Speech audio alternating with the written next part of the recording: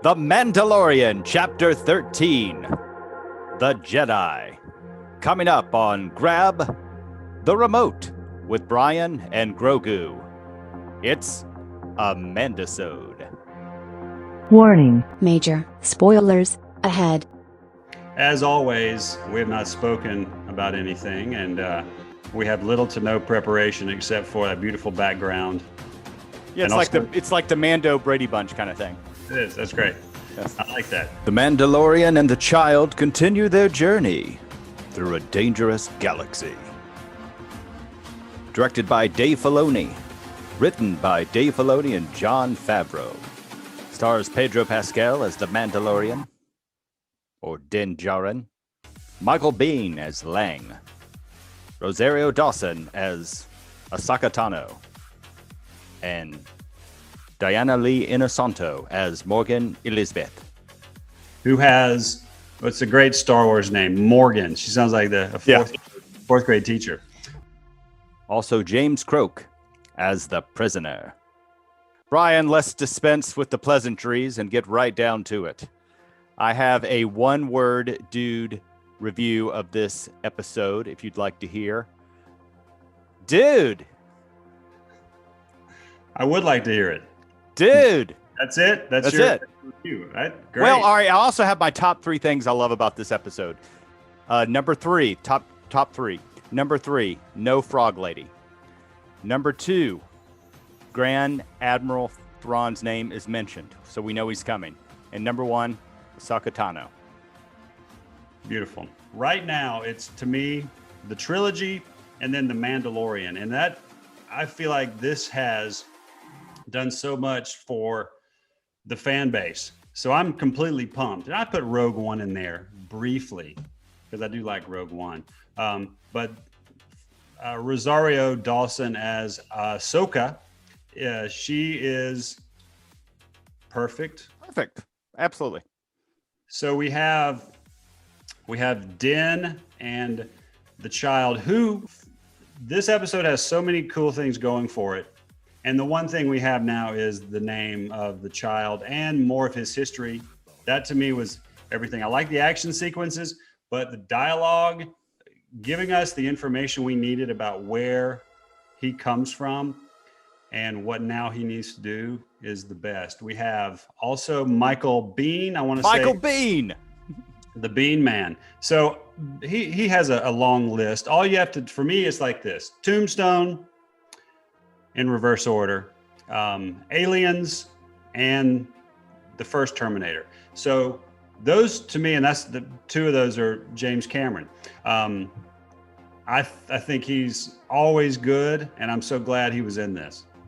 And I can talk a little bit more about my love for all three of those movies later. Well, the thing I love about Michael Biehn is he can't be reasoned with. He can't be bargained with. He doesn't feel remorse or pity, and he will not stop until you are dead. He's awesome. I love him. And that's that was good. Yeah, but he's like in the car in Terminator 1. Did you know that Beskar can repel lightsabers? I did know that, but I forgot it. So it was really cool to see. It was that. How long was the fight? 2 seconds, but it was cool. It was oh, hold it. Yeah, right. I'm here to help. Yeah, but you got the gist. So Ahsoka is there to get information from Morgan Elspa. So, but she also has a Beskar spear, but she needs information. We'll find out what that is. You've mentioned that. And they're trying to dispatch Ahsoka, and it's just not working because she is a trained Jedi, and they're doing awful things to the poor people of this gated community, this walled area. Where people have to be very quiet. You can't talk there. Right. Don't say a word. It's like a library. Here are my two minor gripes about the episode. I would have liked to have known more about that gated community. Why were they there? Did you feel that, or did you feel you got everything you needed? There was something about how she mines planets for some, this is, again, we watched the episode once and here we are. Right. I'm sure they are the great dissectors who are all like Right. reading everything.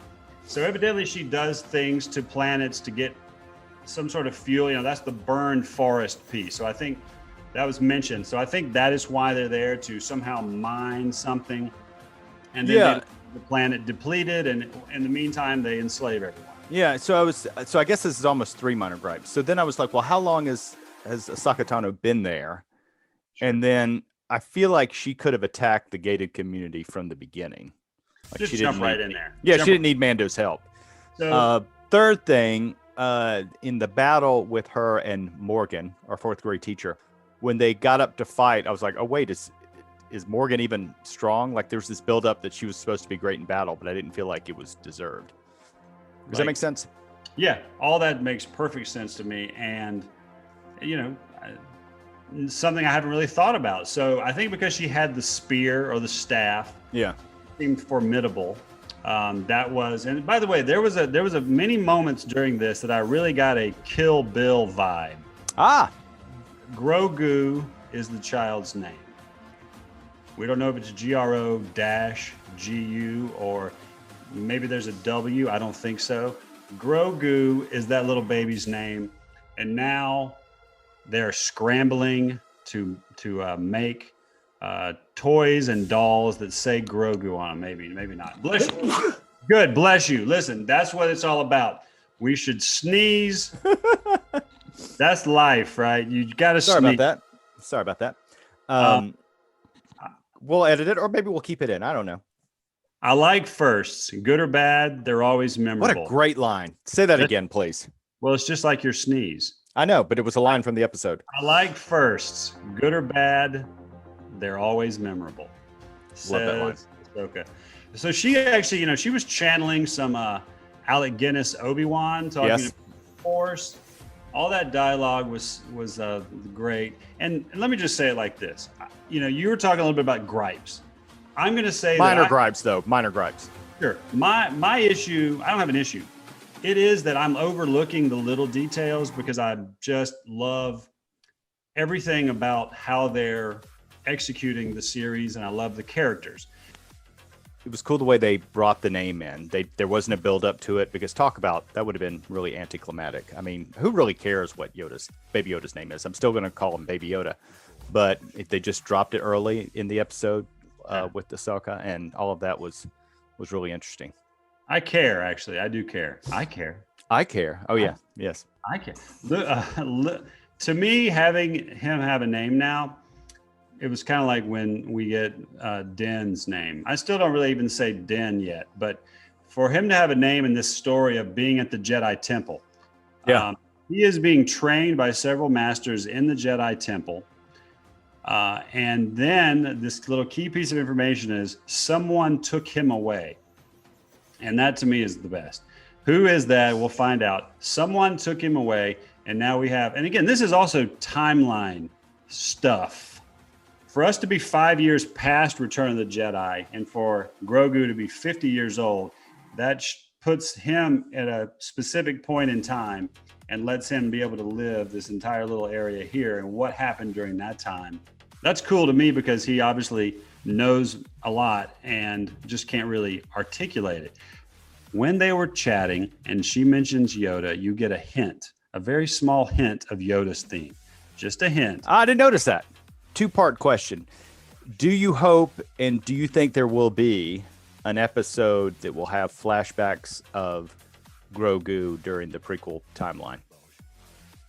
I like that, you know, we've talked about how they've made flashbacks a thing. So, yeah, I'd love to see that. That sounds great. Yeah. Is it going to be 2002 ILM special effects? Of the, we shall see.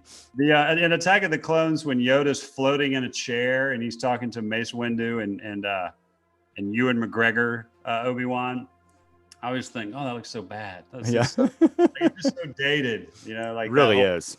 Grand Admiral Thrawn was first read about, I believe, in Timothy Zahn's novel Heir to the Empire, and he was a very intriguing character in that. And I recommend the Heir to the Empire trilogy to anyone who's never read it. And that's also been cut from canon. But Yeah. you have Thrawn in there, and he also there's the Yalsamari or the Yalsamiri, which are creatures that he put around his neck that would protect him from force powers, I believe, which I always thought was very, very. That was an ingenious little item they threw in there. And they brought him into the canon in Rebels. So if we're 5 years past Return of the Jedi, it seems to me that it's very logical. We have to understand what the New Republic and Luke and Leia are doing right now, as to me the leaders. And Has Ahsoka met Luke yet? does that figure in? Certainly, Yeah. she understands. She has to know the fate of. Darth She did say that only a few Jedi have survived. Mhm. So I think we're gonna. Again, this is me. Spoiler conjecture. Is that the right word? I think we're gonna see a de-aged Mark Hamill. I think we have to. I think we have to. And I don't want that to be. Again, this is just me guessing. I don't want it to be a something. I mean, it's not that I want it. I don't care really. But I think that that's going to happen, and maybe it'll be a hologram. But then again, you see Grand Moff Tarkin in Rogue One, and I think, okay, that looks pretty good. That's in shadows, and all of a sudden, like it is full Grand Moff Tarkin head. Yeah. If they can do that a few years back, then, and it started out with like Tron Legacy in a lot of ways. Like Tron Legacy has a younger Jeff Bridges. I think the best I've ever seen that done is Gemini Man with Will Smith. There's two Will Smiths, a younger and an older. I think that's the best I've ever seen that de-aging done, and it's probably the most recent. Was that a stinker though? Was that a PU? It was okay. It got poor scores on the Rotten Tomatoes. It didn't do well, but I liked it. I care not for Rotten Tomatoes, but I do care for what a trailer looks like. And I thought, yeah, it was fine, but I thought they did do a good job with the de-aging. Gotcha. Well, they've come so far. Yeah. Thoughts on hearing Thrawn and knowing they're going to put him in the show? Love it. And we've mentioned Thrawn before. Yeah, but just his hopes. I didn't think they would actually do it. Yeah, well, this is a new hope. And now we have Thrawn, which is great. And that also puts us with Thrawn and Moff Gideon. So Thrawn's obviously I don't know all the Moff hierarchies, but Grand Admiral, who also worked with Darth Vader, is to me, that's great to have him in there. He's a perfect villain for this show. Totally, brother. Well, I just thought the episode was awesome. I'm really excited for chapter 14. We've got some great episodes coming up. Have you seen Star Wars Lego The Holiday Special yet? No, I know it's available. I know that you want to do something about that. Have you seen it? I have. Check it out, and then we'll do an episode. Perfect. We'll Grogu. That's going to be reverberations right now. Like the kid's name is Grogu. Grogu. It's changed. Everything has changed, and I love that you can't really. It's like you can maybe not like it or think, oh, this or that, but I love that she was very matter of fact, like, oh, that's his name. That's it. Yeah, that's what it is. We're not going to debate it. We're not going to build up to it. Yeah. We also have like the father figure issues. All these key details about Mandalorian being a dad to Grogu, Din being a dad to Grogu, which is also fun to say.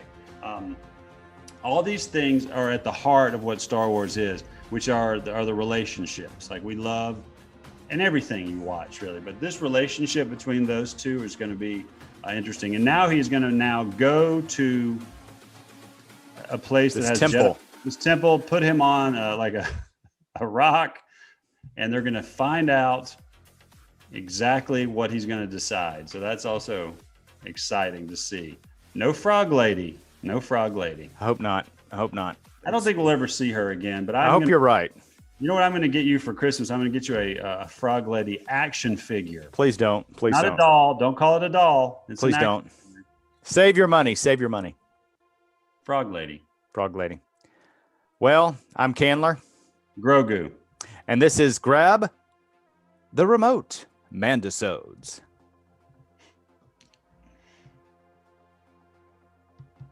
AD8. Cool. That was good.